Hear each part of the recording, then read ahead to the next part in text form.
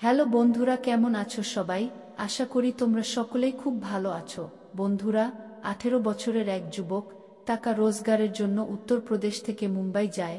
সে বড় বড় বাড়ির দরজায় কড়া নাড়ে এবং তাদের সকলের কাছ থেকে কাজ চেয়ে পড়ত। তারপর একদিন 39 বছর বয়সী এক মহিলা সেই ছেলেটিকে লক্ষ্য করে এবং সেই মহিলা তাকে তার কাছে ডেকে জিজ্ঞাসা করে যে তুমি কি কাজ করতে পারো। তারপর সেই ছেলেটি বলে যে ম্যাডাম, আমি যে কোনো কিছু করতে পারি। তারপর সেই মহিলা তাকে বলে যে তুমি যে কোনো কিছু করতে পারো, তুমি কি বলতে চাও বলো, তুমি কি বলতে চাও? সেই ছেলেটি বলে যে ম্যাডাম, আমি সব কিছু করতে পারি, তুমি যা বলবে আমি তাই করতে পারি। এখন সেই মহিলা প্রথমে সেই ছেলেটিকে উপর থেকে নিচ পর্যন্ত দেখে এবং তারপর তার দিকে তাকিয়ে থাকে এবং তারপর সেই ছেলেটিকে তার বাড়িতে কাজ করার জন্য ভাড়া করে নিয়ে আসে। এখন ছেলেটি মুম্বাইতে যে কাজ খুঁজছিল সেখানেও সেই একই কাজ পায়। কিন্তু বন্ধুরা, একদিন সেই মহিলার ভয়ঙ্কর রূপটি সেই ছেলেটির সামনে আসে, যা দেখে ছেলেটি রাত 10টায় খুব ভয় পেয়ে যায়, যা সে কখনো কল্পনাও করেনি। বন্ধুরা, সত্যিই এটি একটি খুব রোমান্টিক গল্প, একটি খুব দুর্দান্ত গল্প। আসুন এই ভিডিওতে পুরো গল্পটি জেনে নেওয়া যাক। বন্ধুরা, তবে ভিডিওটিতে এগিয়ে যাওয়ার আগে তোমাদের কাছে একটি ছোট্ট অনুরোধ, যদি তোমরা প্রথমবার আমাদের চ্যানেলটি দেখে থাকো তাহলে চ্যানেলটি সাবস্ক্রাইব করো এবং ভিডিওটি লাইক করো, যাতে আমার সাহস আরও বাড়তে থাকে এবং আমি তোমাদের এইরকম আরও আকর্ষণীয় গল্প বলতে থাকি।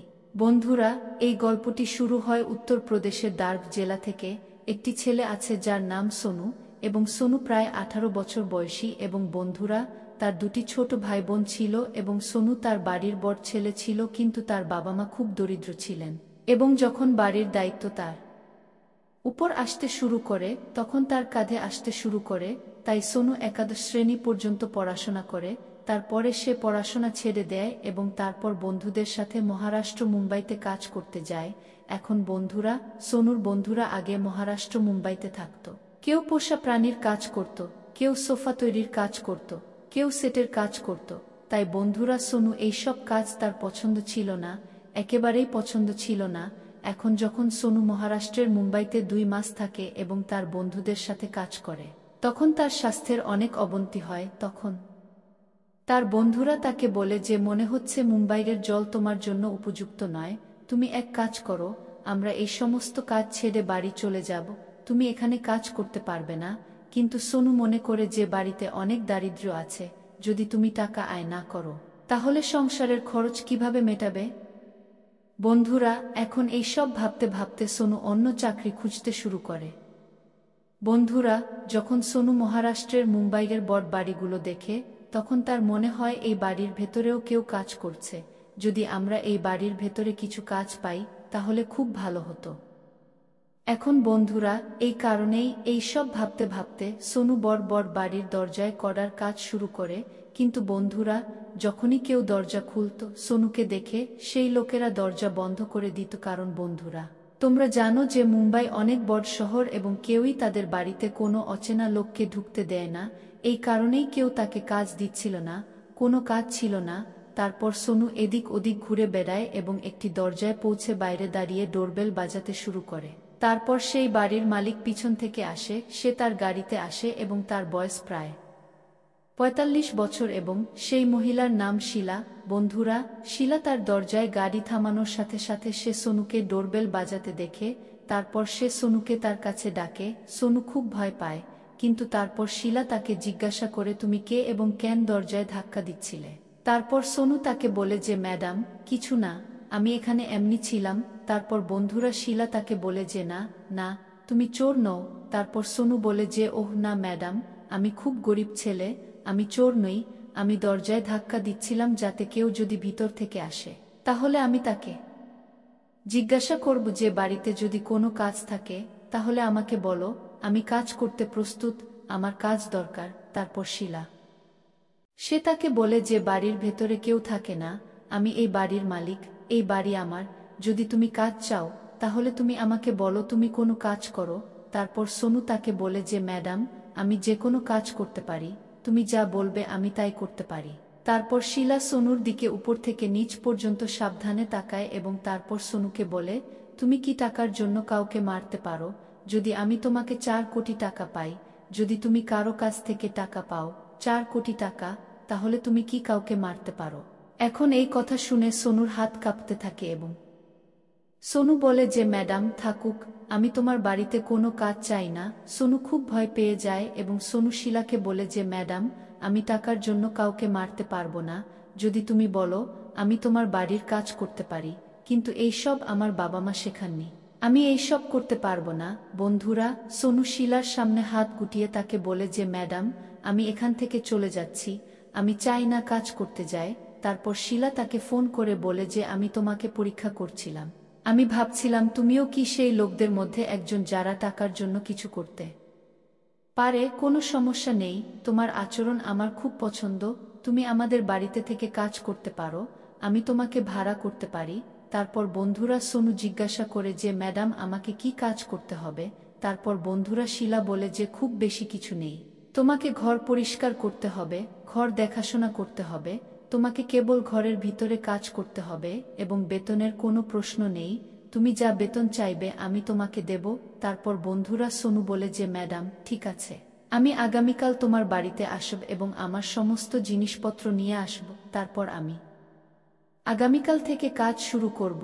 এখন এইভাবে সেখানে থাকা শিলা তার গাড়ি নিয়ে তার বাড়ির ভিতরে চলে যায় এবং সেখানে থাকা সোনু দরজা থেকে তার বন্ধুদের কাছে ফিরে যায় এবং তার বন্ধুদের ঘরে যায় এবং তাদের বলে যে ভাই, আমি খুব ভালো চাকরি পেয়েছি, আমি আগামীকাল থেকে কাজ শুরু করব।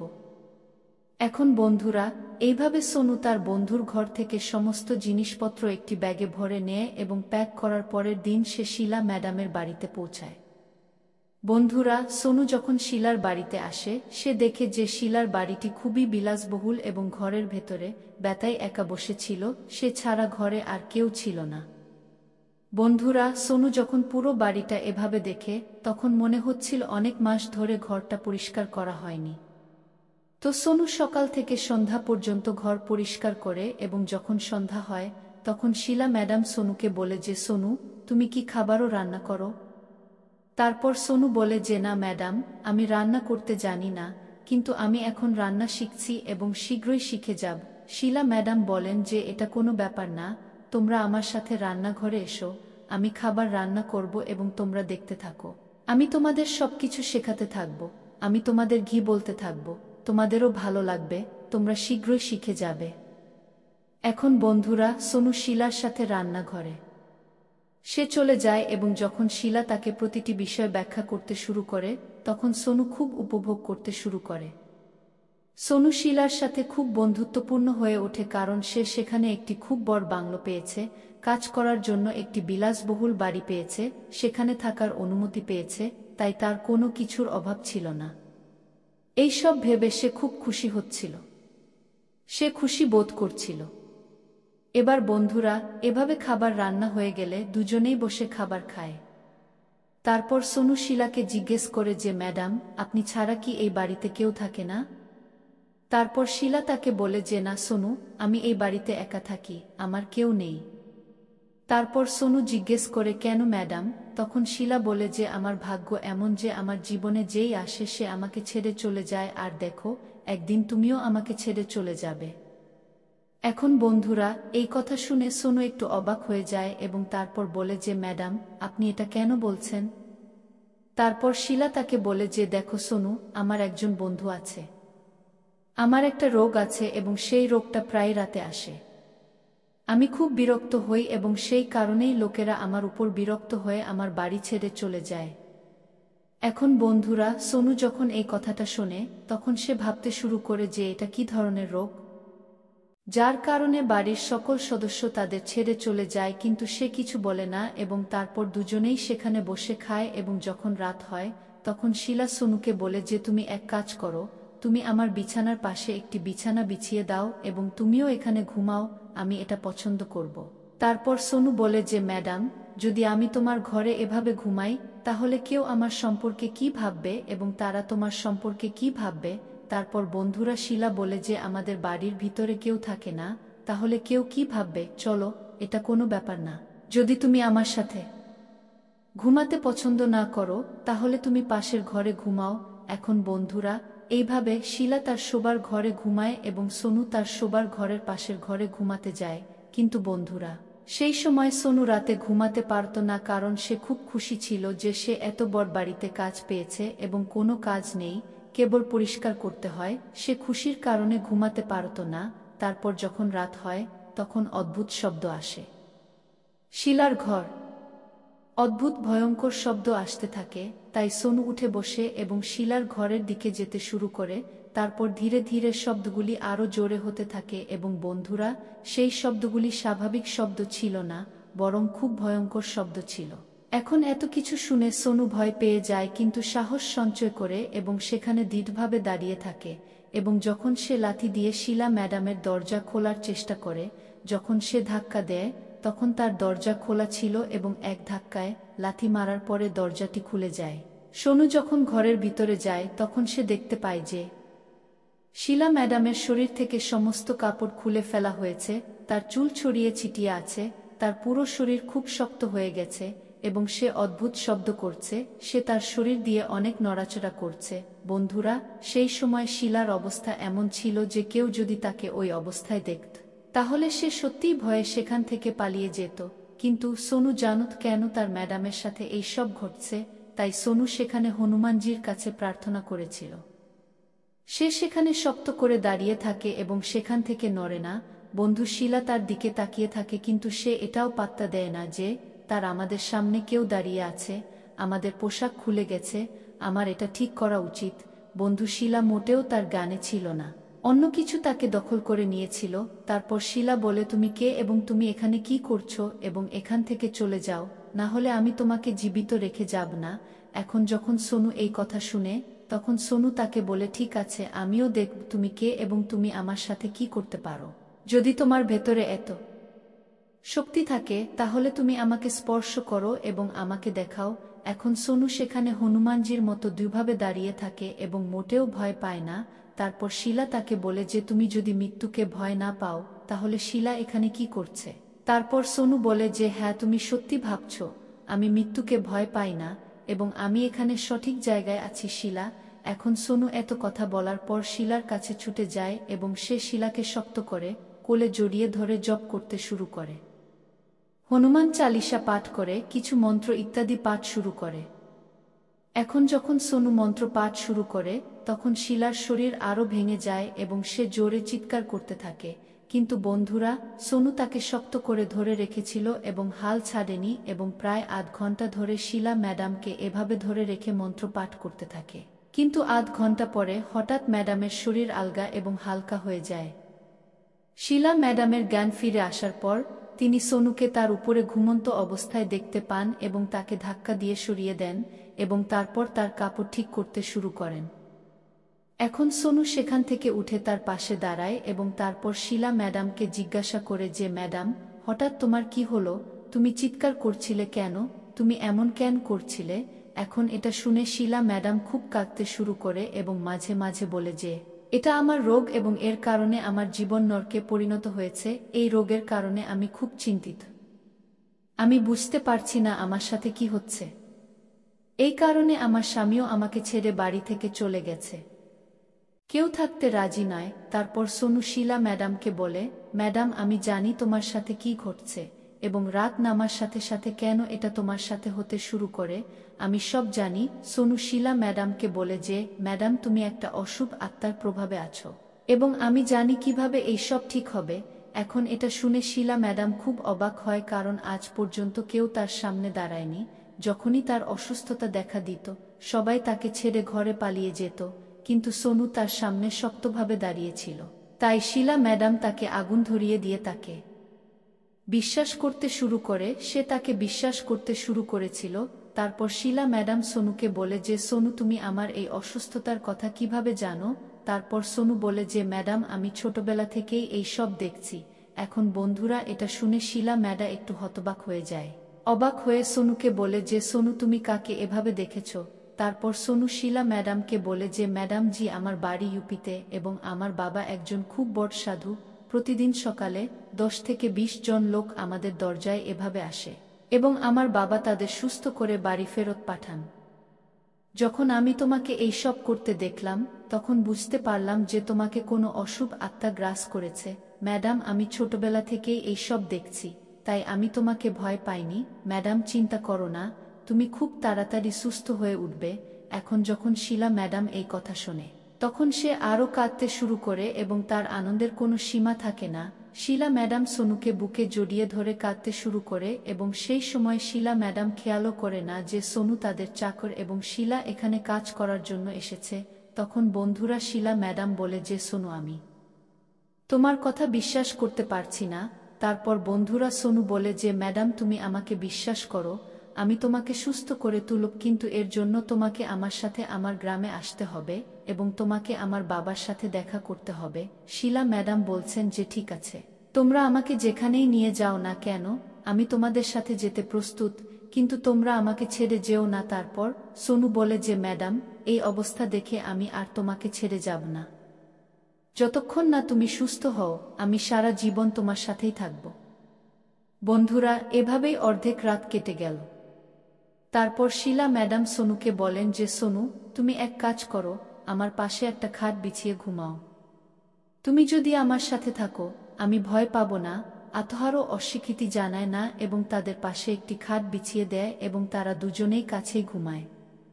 এখন বন্ধুরা এভাবে যখন 18 থেকে 19 দিন কেটে যায় এবং নবরাত্রির মাস শুরু হয়, তখন সোনু শিলা ম্যাডামকে মহারাষ্ট্রের মুম্বাই থেকে উত্তর প্রদেশের দর্ভ জেলায় অর্থাৎ তার গ্রামে নিয়ে যায় এবং তারপর তার বাবাকে ম্যাডাম সম্পর্কে সমস্ত কিছু বলে তার সাথে কি সমস্যা হচ্ছে। তো যখন তার বাবা শিলা ম্যাডামকে দেখেন তখন তারা তাকে বলেন যে এই রোগটি খুবই গুরুতর এবং তোমার এই রোগটি ছোটবেলা থেকেই আছে। তখন শিলা ম্যাডাম বলেন যে হ্যাঁ তুমি ঠিক বলেছ, আমি ছোটবেলা থেকেই কষ্ট পাচ্ছি। তারপর বন্ধু সোনুর বাবা তাকে বলে যে দেখো এর জন্য 5 দিন সময় লাগবে, তোমাকে এখানে থাকতে হবে, সেখানে পূজা হবে, হবান হবে, প্রচুর তন্ত্রবিদ্যা হবে এবং তুমি সুস্থ হয়ে উঠবে। তখন বন্ধু শিলা বলে যে আমার আপত্তি নেই, আমি তোমার বাড়িতে 5 দিন থাকব। আমি শুধু চাই যে আমি যেন কোনোভাবে সুস্থ হয়ে উঠি। যদি আমি সুস্থ হয়ে উঠি তাহলে সত্যিই আমার জীবনের সবচেয়ে বড় উদ্দেশ্য পূরণ হবে। বন্ধুরা এইভাবে সোনুর বাবা ছিলেন ইউপির একজন খুব বড় জাদুকর, তিনি খুব বিখ্যাত ছিলেন এবং তিনি অনেক মানুষকে সুস্থ করেছিলেন। তাই বন্ধুরা এইভাবে শিলা ম্যাডাম তার বাড়িতে 6 দিন থাকেন এবং নবরাত্রিতে পূজা হয়। এবং বন্ধুরা ছোটবেলা থেকেই শিলা ম্যাডামের উপর যে ছায়া ছিল সোনুর বাবাও তার শরীর থেকে তা সরিয়ে ফেলেন এবং যখন শিলা ম্যাডাম তার আসল রূপে আসেন তখন হঠাৎ সে প্রচণ্ড কাঁদতে শুরু করে, কারণ বন্ধুরা তার ছোটবেলা থেকেই সেই ছায়া তাকে বন্দি করে রেখেছিল এবং তাকে দখল করে রেখেছিল এবং সে সেই ম্যাডামের সাথে যা ইচ্ছা তাই করত। কিন্তু বন্ধুরা যখন সেই ছায়া শিলা ম্যাডামের শরীর ছেড়ে চলে যায় তখন শিলা ম্যাডাম সে তার শরীরে খুব হালকা বোধ করছে। এখন এইভাবে শিলা ম্যাডাম সোনুর বাবাকে ধন্যবাদ জানান এবং তাকে 1 লক্ষ টাকা পুরস্কারও দেন। সে তার ভাঙা বাড়িটিও তৈরি করে আর শিলা ম্যাডাম সোনুর পুরো জীবনকে সম্পূর্ণরূপে বদলে দেন এবং তার জীবনকে আরও উন্নত করেন। এখন বন্ধুরা এইভাবে সোনু আবার তার ম্যাডামের সাথে মুম্বাই যায় এবং তার ম্যাডামের বাড়িতে তার সাথে সুখে থাকতে শুরু করে। এখন বন্ধুরা যখন সময় ধীরে ধীরে চলে যায় তখন কোথাও শিলা ম্যাডাম সোনুর প্রেমে পড়ে যায় এবং যখন তারা দুজনেই একই বাড়িতে থাকতে শুরু করে, একসাথে রান্না করে, একসাথে খায় বা একসাথে ঘুমায়, তখন কোথাও সোনু শিলা ম্যাডামের প্রেমে পড়ে যায়। এটা আলাদা ব্যাপার যে শিলা ম্যাডামের বয়স বেশ বেশি ছিল, তিনি সোনুর থেকে 26 বছরের বড় ছিলেন।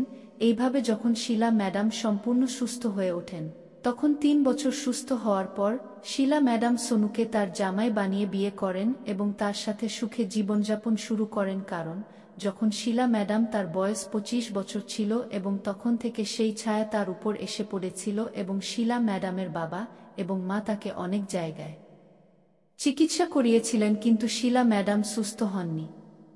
তাই শিলা ম্যাডামের বাবা মা ভেবেছিলেন যে তিনি আমাদের একমাত্র মেয়ে এবং আমাদের কোটি কোটি টাকার সম্পত্তি আছে এবং কোনো কিছুরই অভাব নেই, তাহলে কেন সমস্ত সম্পত্তি তার নামে হস্তান্তর করা হবে না এবং তার যত্ন নেওয়ার জন্য জামাই খুঁজে বের করার পরে তাকে বিয়ে দেওয়া হবে না।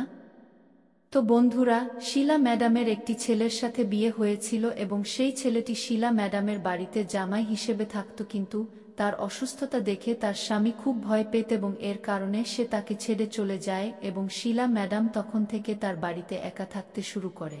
কিছুদিন পর তার বাবা মাও মারা যান এবং তারপর থেকে সে সম্পূর্ণ একা হয়ে পড়ে। এরপর শিলা ম্যাডাম সোনু এবং তার বন্ধুদের সাথে দেখা করে। এইভাবে সোনু শিলা ম্যাডামকে সম্পূর্ণরূপে সুস্থ করে তোলে এবং তারপর শিলা ম্যাডামকে বিয়ে করে জামাই হয়। সে তাদের বাড়িতে সুখে থাকতে শুরু করে। বন্ধুরা, যদি আমরা দেখি, সোনুর ভাগ্য খুব ভালো ছিল যে সে তৈরি জিনিস পেয়েছিল, কোটি কোটি টাকার সম্পত্তি পেয়েছিল, সম্পদ পেয়েছিল, স্ত্রী পেয়েছিল, সবকিছু ঠিকঠাক চলছিল, তার জীবনে কোনো কিছুর অভাব ছিল না। তো বন্ধুরা, এটা ছিল আজকের গল্প। এই গল্পটি আপনার কেমন লাগলো কমেন্ট বক্সে আমাদের জানান।